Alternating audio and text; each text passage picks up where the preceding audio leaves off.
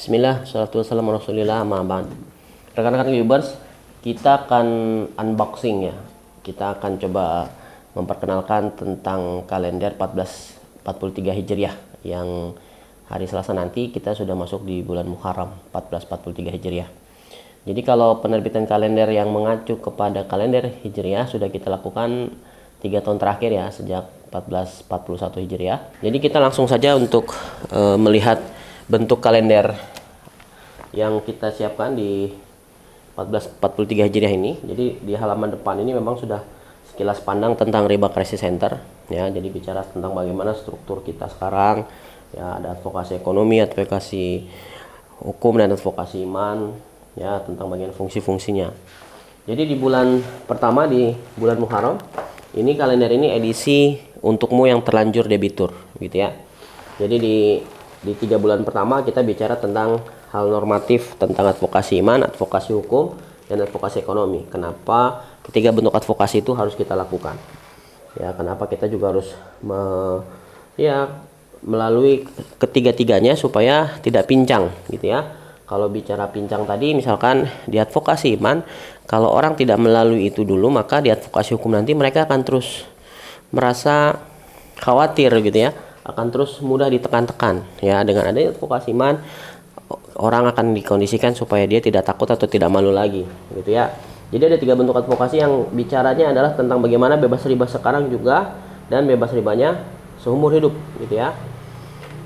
Untuk 1 Muharram saya kira tidak ada penandaan khusus, selain memang insya Allah di tahun ini kita akan melakukan roadshow ya. Ini adalah tahun pertama yang kita akan coba rutinkan di setiap Muharram untuk melakukan roadshow pemerataan layanan advokasi melepas riba atau AMR. Di bulan Safarnya ini kita memberikan keterangan di captionnya tentang bagaimana advokasi iman itu tentang pemulihan keimanan, kemudian advokasi hukum itu ya tentang bagaimana aturan Allah didahulukan ya, kemudian di advokasi ekonomi itu tentang bentuk-bentuk ta'awunnya ya. Lalu kemudian masuk ke Rabiul Awal di bulan ketiga, kita bicara tentang penegasan tentang bahwa advokasi iman itu adalah kuncinya ya, kunci dari advokasi hukum dan advokasi ekonomi supaya bisa lebih kuat lagi gitu ya. Jadi di sini tidak ada yang khusus saya kira untuk di bulan Rabiul Awal penandaannya. Kemudian di bulan keempat, di Rabiul Akhir, kita mulai masuk kepada advokasi iman. Materinya adalah tentang bagaimana kita bicara soal semua perjanjian batil itu batal ya, berdasarkan sebuah hadis Rasulullah SAW yang berkaitan dengan bahwa berapa banyak pun syarat yang dibuat, jika itu adalah syarat-syarat yang tidak ada dalam Al-Quran atau dalam hadis Rasulullah SAW, atau memang bertentangan dengan itu, maka itu batil ya, maka itu tertolak dengan sendirinya, batal ya, termasuk perjanjian riba. Kemudian masuk ke bulan kelima, Jumadil Awal, ini kita bicara tentang bagaimana ya secara syariat riba itu tidak wajib dibayarkan. Ada ulasannya di sini ya. Ada 2 hal yang berkaitan kenapa itu harus kita lakukan. Pertama, membayarkan riba itu berarti kita memberi makan ya, memberi makan riba kepada orang lain, dan itu jelas-jelas sudah dilarang. Akila riba wa mukilahu. Jadi wa mukilahu itu yang memberikan makan riba. Jadi itu dilarang ya. Makanya kalau bicara tadi bahwa riba ini harus ditinggalkan, diantaranya karena memberi makan riba atau memberi riba itu diharamkan. Kemudian yang kedua berkaitan dengan tolong menolong ya. Tolong menolong dalam maksiat itu juga dilarang ya. Ini penjelasannya ada di Jumadil Awal ya. Dan ini kita masuk di bulan ke-6, Jumadil Akhir Tsani ya. Jadi Jumadil Awal. Jadi captionnya adalah bahwa di dalam Islam itu kita dilarang untuk saling menzalimi ya, dan riba itu sudah sangat jelas bentuk kezaliman dari orang kepada orang yang lain gitu ya. Makanya di dalam Al-Quran itu sendiri, di dalam Al-Baqarah 279 menyatakan bahwa jika kita bertaubat dari berbuat riba, maka bagi kita adalah pokok harta kita, dan ditegaskan sama Allah di situ bahwa kita tidak menzalimi orang itu, dan kita pun tidak dizalimi karena kita hanya menerima angka pokok saja. Ya, ini yang tentu sangat berbeda dengan persepsi kebanyakan orang ketika kita sudah bertanda tangan seolah-olah kita mencurangi kreditur karena kita sudah menyetujui akad menambahkan tadi, lalu kemudian kita tidak memenuhinya, dianggap kita tidak fair. Padahal apa yang membuat itu terjadi karena kita ya ingin kembali taat sama Allah ya. Allah tegaskan bahwa dengan menerima atau mengambil pokok hutang saja, maka kreditur itu tidak dizalimi, ya, dan tentu saja dengan sendiri juga tidak menzalimi, ya, dengan ribanya. Jadi di sini di Jumadil Akhir ini kalau di kalender Masihnya bertepatan dengan di bulan Januari Februari, ya. Di sini kita di setiap tanggal 24 Januari, ya, di penanggalan Masehinya tanggal 24 Januari 2022 ini persiapan untuk hit riba atau pukul riba lagi. Insyaallah mudah-mudahan Allah berikan kemudahan, kita akan lakukan nanti rencananya sih di Sumatera Barat, ya, menggandeng kepala daerah setempat, ya, mudah-mudahan ini bisa Allah kuatkan supaya kita bisa sampai ke sana untuk pukul riba di tahun 2022 di tanggal 24 Januari. Jadi tanggal terbit fatwa itu untuk tanggal Masihnya tanggal 24 Januari, ya, tanggal waktu itu adalah tahun 2004. Jadi nanti untuk tanggal Masehinya kita masuk di tahun ke-18. Ya, kalau di tanggal kalender Hijriahnya kan kita di 1442 Hijriah ini sudah masuk di tahun ke-18-nya. Baik, lanjut ke bulan Rajab di bulan ke-7. Ini kita masuk dalam advokasi hukum. Kita bicara tentang pasal 7 pasal 7 ayat 1, ya, Undang-Undang Nomor 12. Itu bicara tentang hierarkis hukum yang berlaku di Indonesia, ya. Bahwa perjanjian yang berkaitan dengan undang-undang dan seterusnya, ya, yang paling utama atau yang menjadi acuannya adalah Undang-Undang Dasar Negara Republik Indonesia tahun 1945. Itu hierarkisnya yang paling tinggi, ya.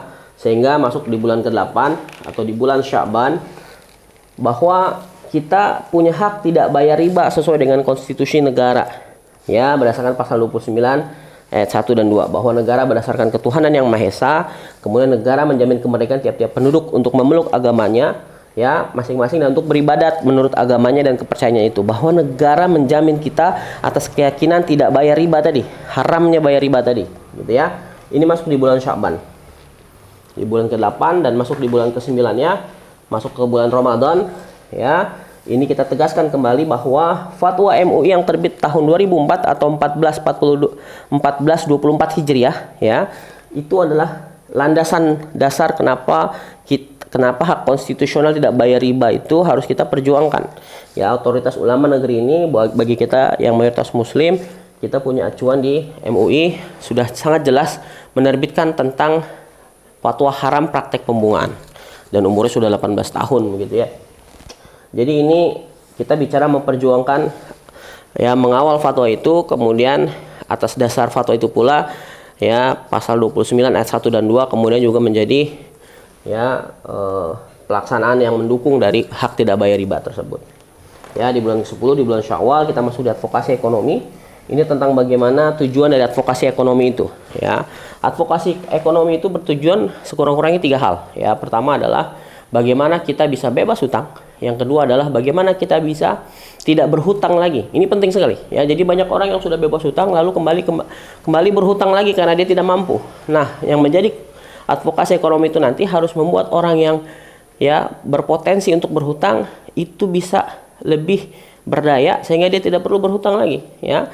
Jadi sudah bebas hutang, kemudian dia tidak berhutang lagi. Lalu kemudian yang ketiga, advokasi ekonomi itu bicara juga soal bagaimana setiap orang bisa memiliki kemampuan untuk menghutangi orang lain, ya. Jadi kalau dulu kalau bicara soal orang tidak semangat kalau nggak berhutang, gitu. Kalau sekarang kita tidak akan bersemangat kalau tidak menghutangi, ya. Jadi harus dibalik tuh. Era bahwa semangat itu datang dari kejaran hutang itu sudah berlalu, ya. Eranya sekarang, ya, era kita adalah bahwa kita kalau tidak menghutangi orang jadi tidak semangat. Jadi ayo kita, ya, menguatkan potensi diri kita supaya kita bisa mengambil faedah menghutangi tersebut, gitu, ya.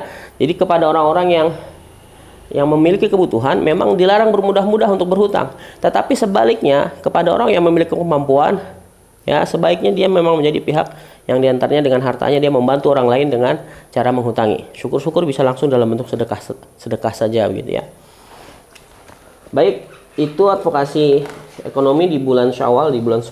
Di bulan 11 di Zulqa'dah ini kita bicara kunci advokasi, ya. Tentang kunci advokasi ekonomi adanya di kolektivitas, di persatuan kita, ya. Alaikum bil jamaah. Bagaimana tuah berjamaah itu bisa kita implementasikan, begitu, ya. Kemudian terakhir di Zulhijjah kita juga ada tanggal 5 Zulhijjah, ya. Tanggal 5 Zulhijjah ini terbit fatwa berarti umurnya ke-19, ya. Jadi kalender Hijriah kan lebih kelihatannya memang lebih dulu, ya. Jadi ini adalah satu-satunya kalender yang memiliki tambahan 2 tanggal merah di setiap tahun, gitu ya. Yaitu tanggal 24 Januari dan pada tanggal 5 Zulhijjah untuk Hari Indonesia Tanpa Riba atau Pukul Riba sebagai advokasi nasional kita. Ya, jadi kuncinya di sini tentang bagaimana keseimbangan P3K. P3K itu adalah P yang pertama adalah produsen, P yang kedua adalah pedagang, P yang ketiga adalah pekerja, lalu yang K-nya adalah konsumen, P3K. Bagaimana keseimbangan keempat profesi itu yang diinspirasikan dari sebuah hadis Rasulullah tentang pekerjaan terbaik. Ya, pekerjaan terbaik pertama adalah pekerjaan dengan kedua tangannya, yaitu produsen dan pekerja. Lalu yang kedua adalah jual beli yang mabrur, tentu yang melibatkan pedagangnya dan konsumen. Ya, jadi keempat pilar ini yang harus kita seimbangkan supaya advokasi ekonomi ini bisa berjalan dengan baik, gitu ya. Jadi ini kalender 1443 Hijriah, silakan dipesan gitu ya. Sebelum kehabisan, kita ada subsidi biaya kirim sampai dengan Rp30.000 ya buat teman-teman yang ada di luar. Kita bisa kirim tentu saja melalui PT Pos Indonesia ya. Sampai jumpa lagi teman-teman. Assalamualaikum warahmatullahi wabarakatuh.